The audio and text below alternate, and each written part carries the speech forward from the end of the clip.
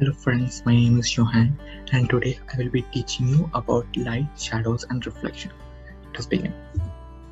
Now, what are the topics we're going to learn today is introduction to light. So I'm going to teach you about the different properties like the two factors, transparent, opaque and translucent object. I'll be sharing about what is them and some activity and what exactly are shadows. So I'll go in detail. Let us begin. Now, introduction. So light, we all know light because light helps us to see objects. Wherever we go, we are only able to see when there's like during the day, we're able to see all the trains, buses, and all the objects. When we are in our class, we're able to see everything because of light, right? So without light, we won't be able to see these things. Now, how does this work? See the light, the source of light that is coming, right? It reaches onto the object and it travels to our eyes. So through that we are able to see the objects clearly. Now let us see what is luminous objects and what is non-luminous objects. So objects which emit lights such as a sun or a flashlight or a torch are known as luminous as they emit light.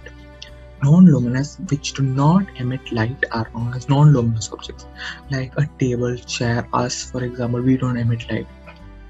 So you can see, as I told you, light goes to the object and it reflects back to our eyes, as that is how we're able to see the object.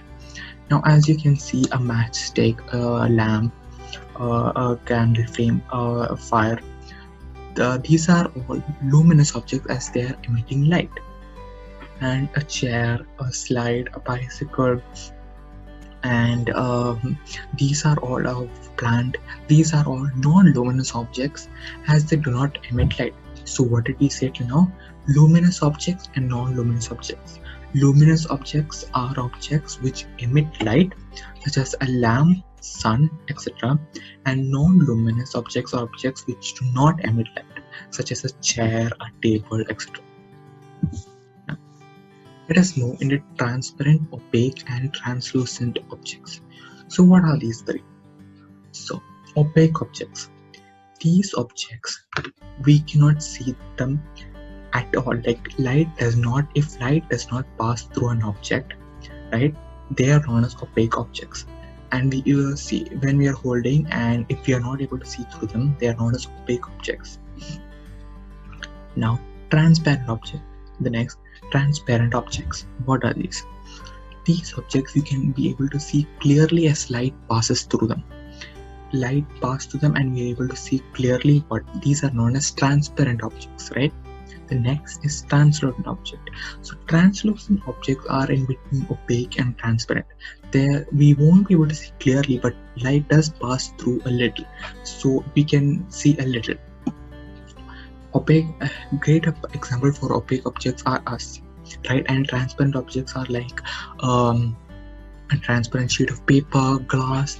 We light passes through them clearly and we are able to see. Now let us understand an activity. Let us perform an activity to understand these three, opaque, transparent and translucent objects better. Now take any objects, like suppose a pen, a paper, a transparent sheet, a rubber, a ball, anything, and hold them against your eyes and try to see if you are able to see far away objects. If you are not able to see far away objects, then they are known as opaque objects. And if you can clearly see through them, like for example, this boy is holding a transparent sheet, right? So we'll clearly be able to see as light passes through them, and they are known as transparent objects, right? And the third one is the translucent, in which it's a bit not clear and we won't be able to see through them. Now, on the basis of your experiment, this table will be there in your textbook. Perform the experiment and see whether each of these pencil, rubber ball or a sheet of paper are able to see through them. Are they opaque, transparent or translucent, right?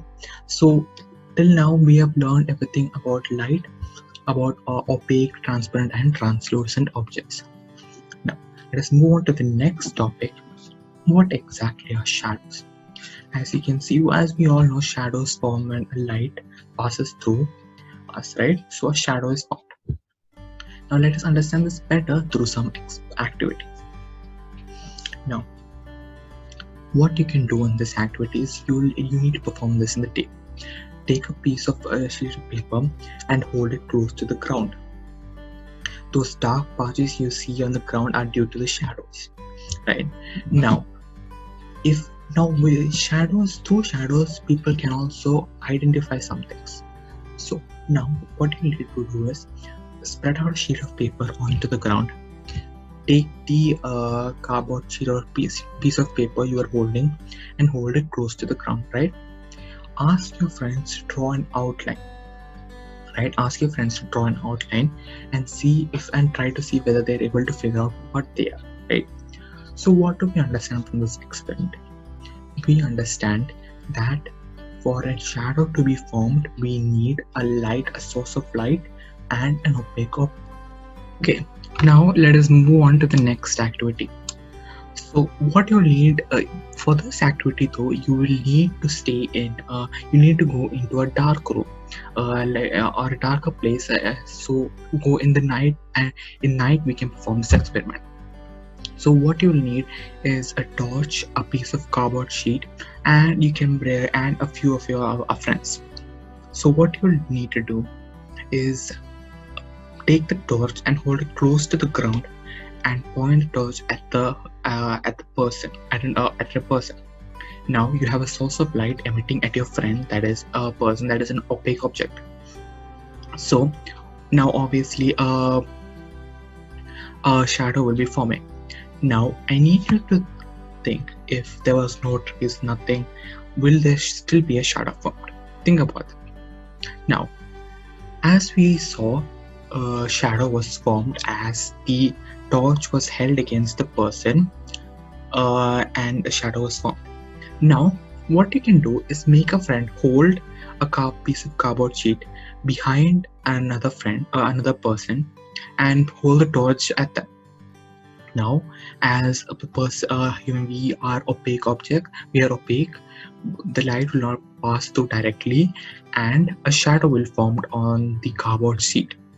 So like this, the cardboard sheet and the and many such things like a ground, a white wall, or anything will form as a place to project the shadow.